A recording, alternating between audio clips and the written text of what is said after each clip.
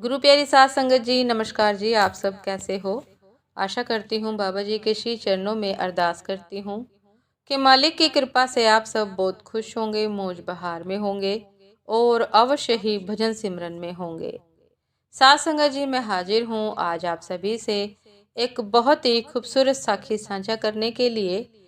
एक पारिवारिक साखी। उम्मीद करती हूँ ये साखी आप सभी को बहुत पसंद आएगी। तो साध संगत जी, चलिए आइए समय न गवाते हुए शुरू करते हैं। साध संगत जी, माँ, मुझे कुछ महीने के लिए विदेश जाना पड़ रहा है। तेरे रहने का इंतजाम मैंने करा दिया है। तकरीबन 32 साल के अविवाहित डॉक्टर सुदीप ने देर रात घर में घुसते ही कहा, बेटा, तेरा विदेश जाना जरूरी है क्या? माँ की आवाज में चिंता और घबराहट झलक रही थी। माँ, मुझे इंग्लैंड जाकर कुछ रिसर्च करनी है। वैसे भी कुछ ही महीनों की तो बात है, सुदीप ने कहा।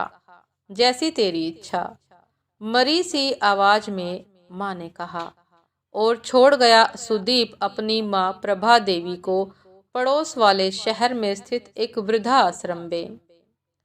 सासंगत जी, वृद्धा आश्रम में आने पर शुरू में हर बुजुर्ग के चेहरे पर जिंदगी के प्रति हताशा और निराशा साफ झलकती थी, पर प्रभा देवी के चेहरे पर वृद्धा आश्रम में आने के बावजूद कोई शिकन तक न थी। एक दिन आश्रम में बैठे कुछ बुजुर्ग आपस में बात कर रहे थे। उनमें 2-3 महिलाएं भी थी। उनमें से एक ने कहा कि डॉक्टर का कोई सगा संबंधी नहीं था जो अपनी माँ को यहाँ छोड़ गया। तो वहाँ बैठी एक महिला बोली कि प्रभा देवी के पति की मौत जवानी में ही हो गई थी। तब सुदीप कुल 4 साल का था। पति की मौत के बाद प्रभा देवी और उसके बेटे को रहने और खाने के लाले पड़ गए। तब किसी भी रिश्तेदार ने उनकी मदद नहीं की। प्रभा देवी ने लोगों के कपड़े सील कर अपने बेटे को पढ़ाया। बेटा भी पढ़ने में बहुत तेज था, तभी तो वो डॉक्टर बन सका। वृद्धा आश्रम में करीब 6 महीने गुजर जाने के बाद एक दिन प्रभा देवी ने आश्रम के संचालक राम किशन शर्मा जी के ऑफिस के फोन से अपने बेटे के मोबाइल नंबर पर फोन किया और कहा कि सुदीप, तुम हिंदुस्तान आ गए हो या अभी इंग्लैंड में ही हो? माँ, अभी तो मैं इंग्लैंड में ही हूँ, सुदीप का जवाब था। 3-3, 4-4 महीने के अंतराल पर प्रभा देवी सुदीप को फोन करती, उसका एक ही जवाब होता, मैं अभी वही हूँ। जैसे ही अपने देश आऊंगा तुझे बता दूंगा। साध संगत जी, इस तरह तकरीबन 2 साल गुजर गए। अब तो वृद्धा आश्रम के लोग भी कहने लगे कि देखो कैसा चालाक बेटा निकला, कितने धोखे से अपनी माँ को यहाँ छोड़ गया। आश्रम के ही किसी बुजुर्ग ने कहा कि मुझे तो लगता है कि डॉक्टर विदेश वगैरह नहीं गया होगा, वो तो बुढ़िया से छुटकारा पाना चाह रहा था। तभी किसी और बुजुर्ग ने कहा कि मगर वो तो शादीशुदा भी नहीं था। अरे होगी कोई उसकी गर्लफ्रेंड जिसने कहा होगा, पहले माँ के रहने का अलग इंतजाम करो तभी मैं तुमसे शादी करूंगी। 2 साल आश्रम में रहने के बाद अब प्रभा देवी को भी अपनी नियति का पता चल गया। बेटे का गम उसे अंदर ही अंदर खाने लगा। वो बुरी तरह टूट गई। साध संगत जी, 2 साल आश्रम में और रहने के बाद एक दिन प्रभा देवी की मौत हो गई। उसकी मौत पर आश्रम के लोगों ने आश्रम के संचालक शर्मा जी से कहा, इसकी मौत की खबर इसके बेटे को तो दे दो। हमें तो लगता नहीं कि वो विदेश में होगा, वो होगा यहीं कहीं अपने देश में।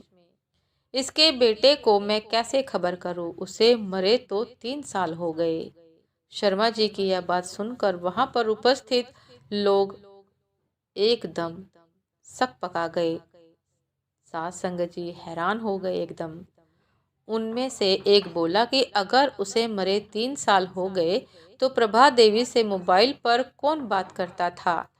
वो मोबाइल तो मेरे पास है जिसमें उसके बेटे की रिकॉर्डेड आवाज है, शर्मा जी बोले। पर ऐसा क्यों? किसी ने पूछा। तब शर्मा जी बोले कि करीब 4 साल पहले जब सुदीप अपनी माँ को यहाँ छोड़ने आया तो उसने मुझसे कहा, शर्मा जी मुझे ब्लड कैंसर हो गया है और डॉक्टर होने के नाते मैं अच्छी तरह जानता हूँ कि इसकी आखिरी स्टेज में मुझे बहुत तकलीफ होगी। मेरे मुंह से और मसूड़ों आदि से खून भी आएगा। मेरी यह तकलीफ माँ से देखी न जा सकेगी। वो तो जीते जी ही मर जाएगी। मुझे तो मरना ही है, पर मैं नहीं चाहता कि मेरे कारण मेरे से पहले मेरी माँ मरे। मेरे मरने के बाद 2 कमरे का हमारा छोटा सा फ्लैट और जो कुछ भी घर का सामान आदि है वो मैं आश्रम को दान कर दूंगा। यह दास्तान सुनकर वहां पर उपस्थित लोगों की आंखें झलझला आई। प्रभा देवी का अंतिम संस्कार आश्रम के ही एक हिस्से में कर दिया गया। उनके अंतिम संस्कार में शर्मा जी ने आश्रम में रहने वाले बुजुर्गों के परिवार वालों को भी बुलाया। माँ बेटे की अनमोल और अटूट प्यार की दास्तां का ही असर था कि कुछ बेटे अपने बूढ़े माँ बाप को वापस घर ले गए। साथ संगत जी, ये थी आज की एक बहुत ही खूबसूरत साखी, एक पारिवारिक साखी, माँ बेटे के प्रेम की साखी। उम्मीद करती हूँ साथ संगत जी कि ये साखी आप सभी को बहुत पसंद आई होगी। यदि पसंद आई हो साथ संगत जी तो लाइक कमेंट शेयर करना ना भूलिएगा। चैनल पर जो भी नए हैं कृपा करके सब्सक्राइब कर लीजिएगा ताकि चैनल पर मिलने वाली सभी शब्द साखियों की अपडेट आप सभी को समय पर मिलती रहे। साथ संगत जी आप हमें इंस्टाग्राम पर भी फॉलो कर सकते हैं। इंस्टाग्राम का लिंक डिस्क्रिप्शन बॉक्स में दिया गया है। साथ संगत जी दासी को भी आज्ञा दीजिए। आपसे फिर मिलते हैं एक नए सब साखी के साथ, एक नए विचार के साथ। तब तक के लिए नमस्कार जी। सदा खुश रहिए, मुस्कुराते रहिए, भजन सिमरन करते रहिए और अपने माता पिता से अटूट प्रेम करते रहिए। ऐसा प्रेम करिए साथ संगत जी कि वृद्धा आश्रम में किसी भी माता पिता को छोड़ने की नौबत ना आए।